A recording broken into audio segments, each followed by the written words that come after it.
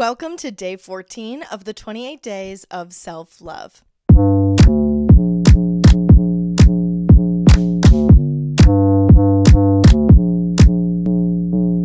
Yesterday we talked about gaining confidence through action. Essentially, that confidence is a feeling just like any other emotion that you have, and you have to take action in order to feel that feeling. You have to take action in life to feel angry. You have to take action in life to feel sad. You have to take action in life to feel embarrassed, and you have to take action in life to cause the feeling of confidence. But today I want to shift our focus away from the things we do on the outside and detach our self-worth from our productivity and achievements. This is not an uncommon feeling, especially an uncommon feeling for people in America. It's basically the system that we are set up and bred into, is that our level of success is based on our title, the things that we've accomplished, degrees we have, places we've been, experiences we have. A level of good enoughness is based on what we have to show for it, compared to just being good enough for being, just being good enough for being alive and for being a miracle that's been brought into this world just by like a 1 in a million chance that you were born as you and experienced the things that you did to make you the person that you are today. That is deemed not good enough.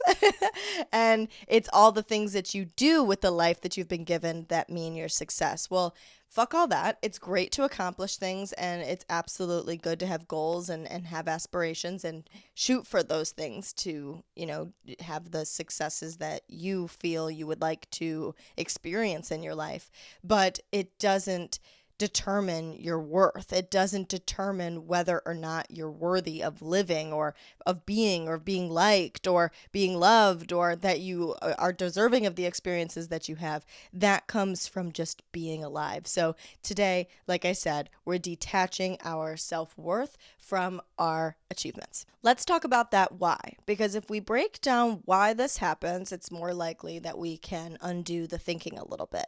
The first big thing I've already mentioned, because it is such a big issue, dare I say, is the hustle culture. I hate the hustle culture, and it makes us think that if we're not working hard enough, that we'll never amount to anything. There is this consistent pressure to always be doing more, to have more, to be more. That's the culture that we live in. That is American culture. More, bigger, better. And how can you achieve that? Another big why is we tie our identity to success.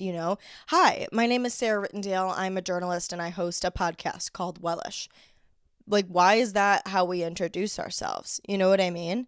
Like, we feel like we are our achievements. I mean, look at literally anybody, and yes, it's who you are because it's maybe how you spend most of your life, or what you've dedicated yourself to, but the thing that you do in the external does not pertain to your identity, and being able to detach the two would help detach your self-worth from your value. I mean, when you look around, you see it with anybody. Travis Kelce, football player. Taylor Swift, singer. He who shall not be named on this show, President of the United States. Dave from Waste Management, garbage truck driver. Everything, everywhere you look, what people are doing. Steve Irwin, person who goes and plays with a bunch of exotic animals and experiences different places. Whoever you are, what you're doing ties into your identity. And sure, it's what you spend most of your life doing or what you've dedicated your life to. So it makes sense that your identity would be tied into it. But the stuff that you accomplish externally itself does not define who you are. What if all of that stuff was pulled away, that was taken away from you? Who would you be then? Should you just roll over and die? No. Another big why is the fear of being lazy or unworthy. You struggle to rest and to slow down because if you do, you might fail. You might be, not doing as much as you could. And if you fill your entire day with the full capacity of what you're capable of, and you're working on this work, burnout, burnout, burnout, burnout, work, burnout, burnout, burnout cycle, you are convinced that if you stop working, you will not achieve in your life what it is you're striving to achieve. And therefore, you'll suck. And another big why that really comes from a lot of this is the external validation. If we pack all of the achievements and accomplishments into our pockets, as many as we can, then at the end of our life, we'll be able to look back and say, wow, look at all we accomplished. I'm worthy. Wow, I can go to this party and tell people all of this stuff that I'm doing with my life, and I will seem cool and I'll seem good enough. We want the external validation. We want other people to see how fucking cool we are, how much we do, and know that that makes us so much better than Karen, the mom down the street that only does PTA meetings, you know? Let me make one thing so motherfucking clear. Your self-worth is not measured by your productivity. You are inherently valuable just by existing. Achievements and accomplishments come and go, but you, as you are, exists until death. And therefore, your self-worth exists until your death. And think about the way that achievements change throughout stages of your life and how you should have a certain kind of achievement done at a certain point in your life. You know, when you're a little kid, maybe running for school president is an achievement that deems you good enough. And then maybe when you're in high school, being cheer captain or football star makes you good enough. But like if you were either of those things in adult life, it would be like, okay, fucking big deal. You move to college and you get a position in a resume worthy organization and you think, okay, fuck yeah, I'm doing it. I'm so good. I'm better than all these fuckers that aren't doing things to benefit their future. I'm so much better than the people drinking at the bar down the street. You know what I mean? But obviously, you know, when you leave college, you're like, okay, all of those organizations were fucking stupid. Like who even, like, not that they were stupid, but you know what I mean? That like they don't matter out in real world anymore. So then you get into real world and your worth is determined by how much money you make or the level of power you have in your career, or if you start having kids, if you get married, if you bought a house. There's like these things that you're supposed to accomplish at this point in time. But then when you're older, again, you know, it's based on, are you still working? You haven't retired yet? You didn't do well enough for yourself that you didn't get to retire yet? You don't have a retirement fund? You didn't figure that out for yourself? You're not traveling the world with your significant other? You ended up in a retirement home? Yeah, I still own my own home and have 2 fully functioning legs. Yeah, you obviously, I'm doing so much better than you. You know, the accomplishments are always changing. Your worth never changes. You being deserving of life and goodness and happiness and peace and love never changes at any stage of your life, but the accomplishments around you change. Productivity is a tool. It's a tool to enjoy our life to the fullest experience. It's to go and do something with ourselves. It's to find our purpose and take advantage of this opportunity that we've been given to exist on Earth for these 100 years. It's not something that is used to determine if you're worth being here. Rest and joy are just as important as effort and success. Rest and joy are just as important as effort and success, and they make you one whole person. It makes up one whole life that is all worthy of living.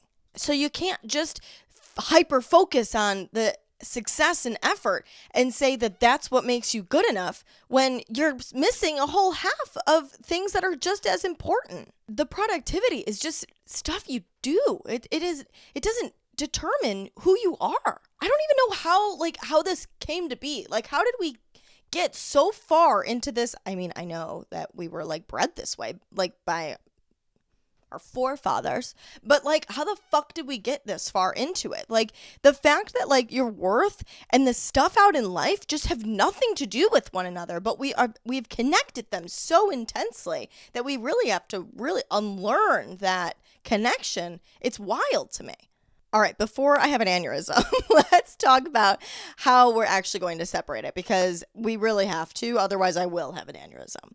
The first one that is pretty obvious that I'm sure you know I'm going to say is shift your mindset. Like, listen to this, hear me, and understand that the two are not connected. So, if you can reframe your mindset that your worth is not dependent on your productivity, you will start to untie the two from each other. Start seeing yourself and telling yourself that you are valuable beyond what you do in a day, what you've accomplished in this life. And then redefine success. Make it about fulfillment and not about productivity. How fulfilled can you get? How much and how often can you fill your cup? How much of your life can you spend trying to feel as peaceful and as happy and as confident and as loved and loving others and doing cool things and going to cool places? Like, what and that's if that fills you up, and this is the biggest thing.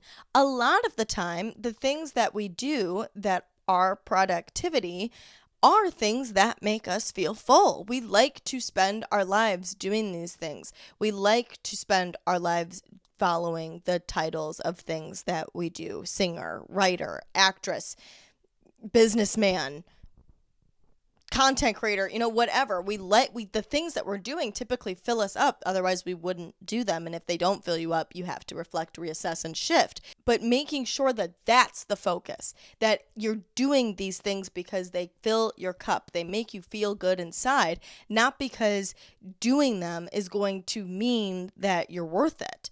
In order to really solidify this shift in your mind, you have to be compassionate with yourself, even on the unproductive days. You have to trust yourself and know that this stuff comes in flows and ebbs and flows. And if sometimes you feel like you just don't have the energy for whatever it is that you typically do on a day-to-day basis, that is okay. Move slowly, even if it's super slow, even if you do one thing on your to-do list. And you know what? Some days you might do nothing, but if you move real slow and you just do the bare minimum, that's okay. Be nice to yourself about that and allow yourself that period and trust that you will get back to where you were, and that you will get back to where you were quicker than if you just fucking power through and don't listen to your mind and body and burn yourself out. Then you're going to be doing nothing at all,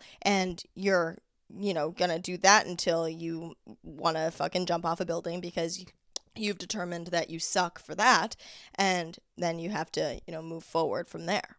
Another way to unlearn this is to engage in activities that have no goal or outcome, like riding a bike or reading a book. Things that just bring you joy and you're not expecting some like big to-do out of it. If you can do the things that fill you up more often and just appreciate them for what they are, it will help you realize that life is good, and you deserve the things that bring you joy and bring you peace and happiness, and they don't have to mean something at the end of it. And by all motherfucking means, please, please challenge the hustle culture belief. Think about that more deeply. Think about how your self-worth is not determined by more work. And if you can challenge that belief, hopefully we can get more people to separate that idea and they just won't be correlated anymore. Can you imagine a world that hustle culture and self-worth were not one and the same, that you were allowed to hustle just for the sake of hustling and not because it meant that you were worthy of anything else, that you were good enough to exist in life? What the world would look like if that was the case. Just challenge that belief, for the love of God. Okay, bitchachos, we've got your daily challenge and your journaling prompt. In order to lock this idea in, you need to take a little bit of action today while it's fresh on the brain, and you need to do a little bit of introspection, slow your mind down, and really think about how this applies to you and what you could do in your life in order to make this a thing, so that in your life, as the situations come up, you remember your small action and your small introspection, and you'll be able to apply it when necessary. So, your daily challenge is take intentional rest today without guilt. Read for fun, take a slow walk, or do absolutely nothing. The world will keep spinning. You're not, I can feel you already being like, what? I have an agenda today already. I'll do that tomorrow. I've got an agenda. Just do one thing. Just do one thing. Take 15 minutes to just do something for the sake of doing it, for the love of God. You will be all right, and your work will still be there. Your journaling prompt is, who are you beyond your achievements? How can you remind yourself of your worth outside of productivity? If you have it available, take the time to spend a little bit more time on this question, really figuring out who you are beyond your achievements. That's a big question, and it's an important question. So take the time to figure those things out, and then you can apply them to your life as they come up. Your worth is not something you earn. It's something you already have. Tomorrow, we're talking about something I'm so excited for because I just really learned about this not that long ago, and it has been a whirlwind of excitement and irritation and frustration and goodness and happiness and fulfillment and aha moments. I love this. We're talking about setting internal boundaries, saying no to yourself.